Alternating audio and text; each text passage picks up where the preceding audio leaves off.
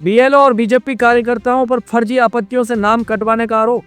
मध्य प्रदेश से बड़ी राजनीतिक खबर सामने आ रही है, जहां कांग्रेस प्रदेश अध्यक्ष जितेंद्र पटवारी ने सरकार और प्रशासन पर गंभीर आरोप लगाए हैं। जितेंद्र पटवारी राऊ विधानसभा क्षेत्र के एक पुलिस थाने पहुंचे, जहां उन्होंने बीएलओ और बीजेपी कार्यकर्ताओं पर कांग्रेस समर्थकों के नाम मतदाता सूची से हटवाने का आरोप लगाए हैं। पटवारी का कहना है कि फॉर्म 7 के जरिए झूठी आपत्तियां दर्ज कराई गई हैं, जिनमें मतदाताओं को गैर नागरिक बताया गया है, जबकि किसी भी दावे की मौके पर जांच नहीं की गई। उन्होंने फॉर्म 7 और फॉर्म 14 को सबूत के तौर पर पेश करते हुए एफआईआर दर्ज करने की मांग की है।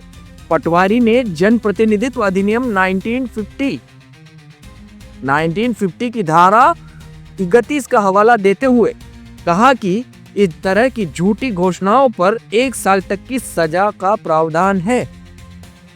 वहीं पुलिस अधिकारियों ने प्रक्रिया का हवाला देते हुए दंड प्रक्रिया संहिता के तहत प्राथमिक जांच की बात कही।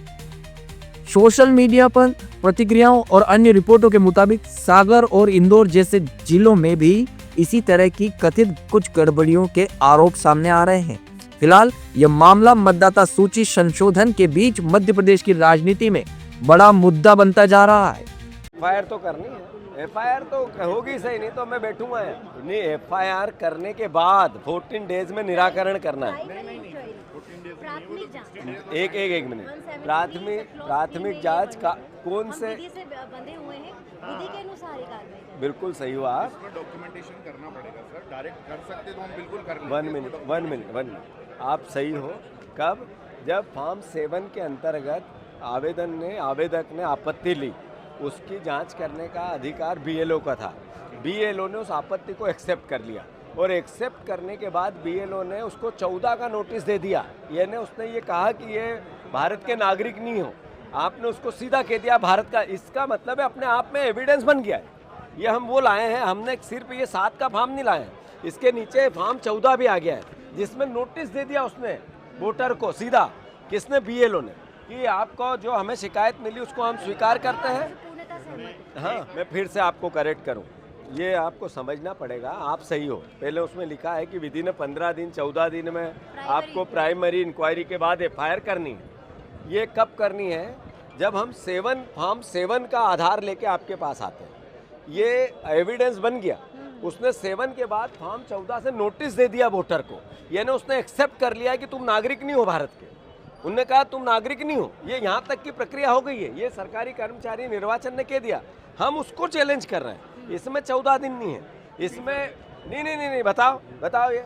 हम किसी भी आपने अभी आवेदन दिया सर, उसकी जांच हम करेंगे, सामने वाले को बुलाएंगे, उसके कथन लेंगे, दस्तावेज इकट्ठे करेंगे, कर रहे हैं हम जल्दी से जल्दी जांच। नहीं, हमें आश्वस्त होना ही नहीं, हमें आश्वस्त नहीं होना, हमें तो एफआईआर करनी है। हम गलत एफआईआर लिखाएं तो हमें कोर्ट के नियम है, सीआरपीसी के, कि हम गलत अगर कोई एफआईआर लिखाएंगे तो कोर्ट हमें सजा देगी। सही है, हम एक्सेप्ट करेंगे उसको। आप एफआईआर लिखो, अगर मैंने गलत एफआईआर लिखाई तो मेरे पे सजा होगी। आपका क्या लेना देना? स्वाभाविक सी बात है, हमारा कोई लेना देना नहीं है, लेकिन प्राइमा फेसी डॉक्यूमेंटेशन तो पूरे होंगे ना। तो डॉक्यूमेंटेशन लाया ना मैं, ये क्या लाया सर? आप बोल रहे हैं उसको एक बार सर, वेरीफाई जो आप दे रहे हैं इनका परीक्षण करेंगे हम, तो लोगों की दस्तावेज मंगाएंगे। और मैं आपको आश्वस्त इस बात के लिए कर रही हूं कि जितनी जल्दी हो जाएगी उतनी जल्दी जांच। ये एफआईआर का ही मुद्दा है। आपने अगर वो 14 का नोटिस का वेट कर रहे थे हम, ये तो हो गया था पहले ही। अगर वो 14 नोटिस बीएलओ ने घर वालों को दे दिया, ये कल दिया और मैं आज आ गया, यहाँ से क्राइम चालू हो जाता है। मैंने बार बार बयान दिया था कि जिस बीएलओ ने ये कहा कि ये इनके साथ दिया बीजेपी का, तो हम आपके खिलाफ एफआईआर लिखाएंगे। तो हमने जो एफआईआर कब लिखा रहे हैं? जब उसने साथ दे दिया।